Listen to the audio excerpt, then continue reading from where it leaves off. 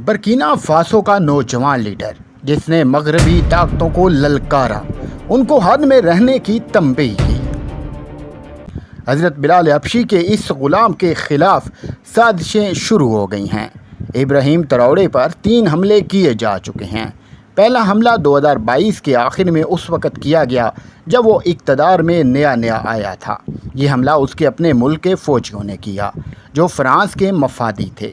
ان کا خفیہ منصوبہ تھا کہ تراؤڑے کو ایک میٹنگ کے دوران گولی مار دی جائے گی، مگر عین ٹائم پر انٹیلیجنس ٹیم کو خبر ہو گئی، جنہوں نے فوری میٹنگ لوکیشن تبدیل کروا کر سازشیوں کو گرفتار کر لیا۔ دوسرا حملہ مارچ 2023 میں ہوا، جس میں فرانس کے ہی ملوث ہونے کی خبریں تھیں۔ ابراہیم تراؤڑے نے فوری پرانی سیکیورٹی ٹیم کو تبدیل کر کے وفادار ٹیم بنا لی۔ یہ ٹیم ہر وقت تراؤڑے کو اپنے حصار میں رکھتی ہے۔ اس ٹیم میں روسی تربیت یافتہ کمانڈوز بھی ہیں۔ تیسرے حملے میں تراؤڑے کو زہر دیے جانے کی خبریں گردش کر رہی ہیں۔